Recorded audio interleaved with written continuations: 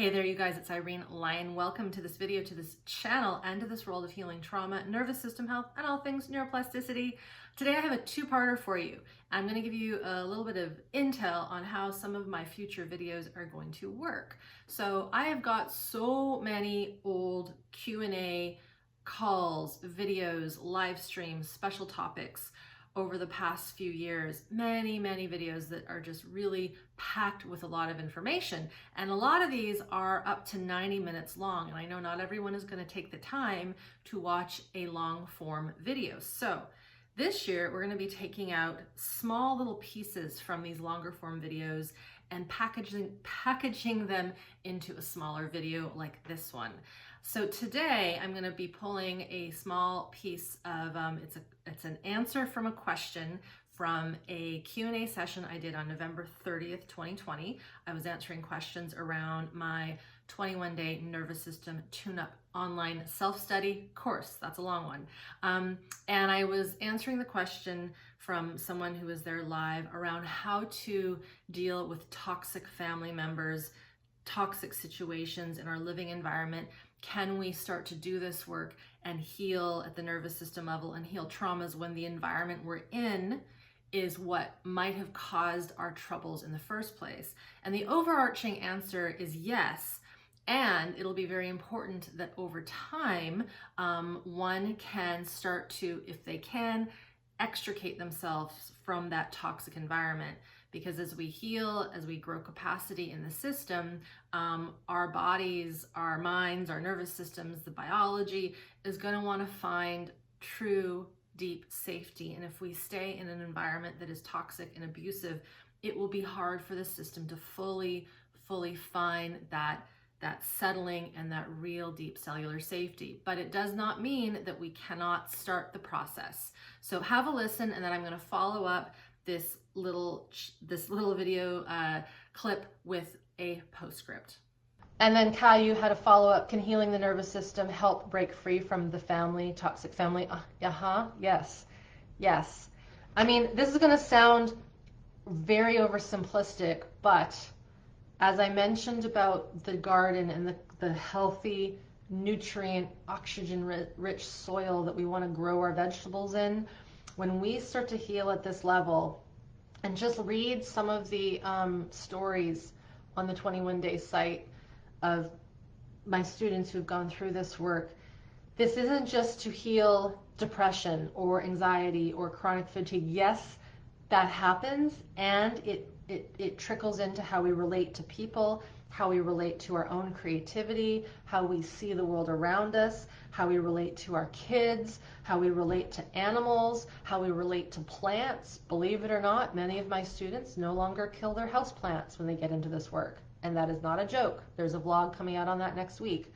When we're more attuned to ourselves and we're listening to our physiology, we can connect to the other natural worlds around us that need our attention, right? Peter Levine, again, founder of Somatic Experiencing, who I've had the pleasure of learning with and being with in classes, he has said many times over, he believes that true human enlightenment will happen when every single person on this planet has a regulated nervous system. I know that's a huge leap of faith to think that that can happen, but I believe it can happen. And if you're here learning this, you are part of that solution. So yes, I'm kind of giving that blanket statement because if our system is in survival, all the good food, all the good therapy in the world, we're still going to be in that survival zone, right? And that way in which we interact with our world is more than just the cerebrum. It's more the cerebral brain. It's more than just our gut. It's everything, right? We're a living, breathing organism that is whole, and so we have to treat the whole system, and the autonomic nervous system goes to every part of us, and it also energetically connects out with the world, right? We're energetic electrical beings. There's energy in the world. This is why telepathy works. This is why, you're thinking about a friend and then all of a sudden they call. Those are nerve signals going out, electrical signals going out into the world. It's not just for science fiction. This is really where our nervous system is all these places. So Hopefully that makes sense. All right, so I said there would be a postscript to that small clip. And this postscript was inspired by a comment I saw on one of my videos. And I don't remember the exact details, and the specifics are not really important, so I'm going to be very general. But it was someone saying that they were discovering this work, which is great, and they were wanting to work on their traumas, or they had already started. I can't remember. Not important. But what they decided to do is they decided to confront, I think it was the family system. I can't exactly remember, but let's just say it was mom and dad.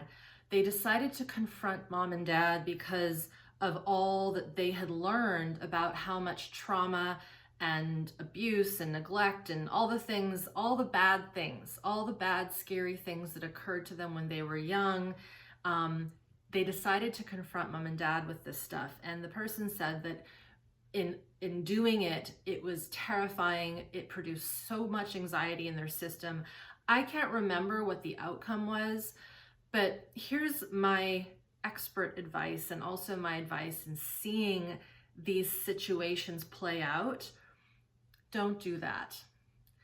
And I say that because, and again, this is a generalization, if that family system has not started the process of learning about this stuff, if they haven't had any interest in diving into their own somatic physiology, if they've never gone to a therapist or gotten a massage or done anything for deeper self-improvement, the likelihood of them taking that information about how much they harmed you and how much that toxic, unsafe environment is why, let's just say, you can't work, you can't be in the world, why you've got complex PTSD or a psychiatric diagnosis or a chronic illness or whatever it might be, right?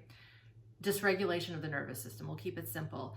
If they aren't aware that they were causing that trauma, that abuse, that dysregulation when you were young, and they haven't even thought about it, it will come as a shock. And if they haven't done any inner work, a few things might happen. And again, I'm generalizing. But if we think about survival energy, fight, flight, freeze, one option or one scenario might be that the family system, they attack you, right? They go into fight mode and they're like, this is ridiculous. You know, of course we didn't do that. We loved you. We didn't mean to do anything to you. Or, you know, gaslighting. Of course that didn't happen. That never occurred, when the person is like, yes, it did. So that's one scenario. Another scenario is they flee, right? Fight, flight, freeze. So they flee from the situation. They leave the room. They say you're crazy. Of course that didn't happen. Again, these all kind of blend into one. Or they might shut down.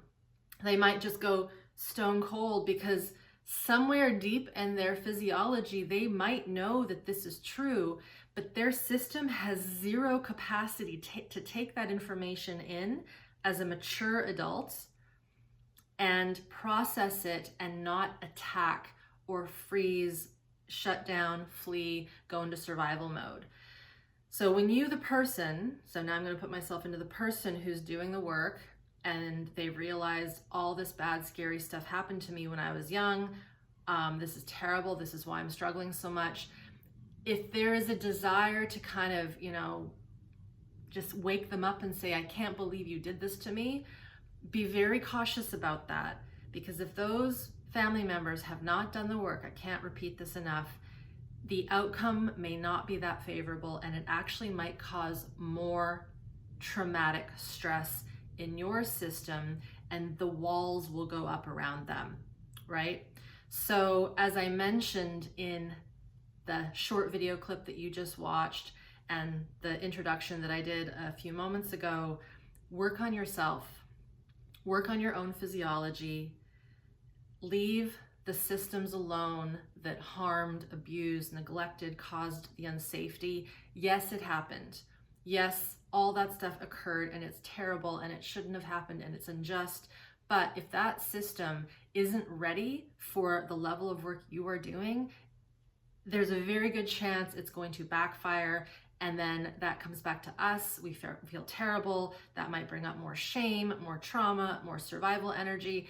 And just, you know, it's like, here's a great example. If you have a cut on your hand, you know, and you know that it's still healing.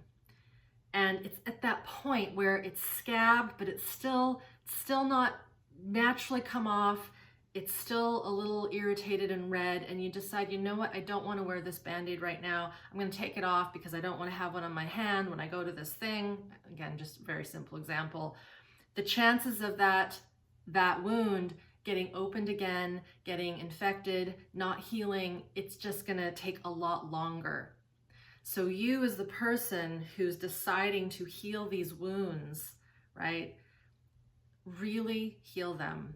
Give yourself time. Give yourself as much support and protection and capacity building as you can, and find support from other sources who aren't the people who were the ones most likely responsible for your system going into dysregulation.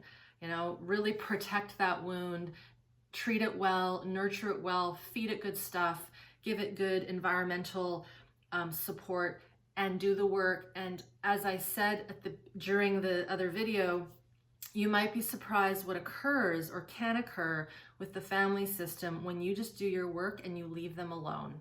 Because it's energy, right? What happens in our system will influence those around us if they are meant to change, right? We cannot coerce, force, make someone do this work. They have to willingly do it on their own, show up on their own. They may ask how to do it, and that's great. That's showing initiative. But if we try to force this work on people, they're going to go up into their fight, flight, freeze responses, and they're just going to put up that boundary, and then it feels terrible for us. So thank you for being here and watching this video that is a little different.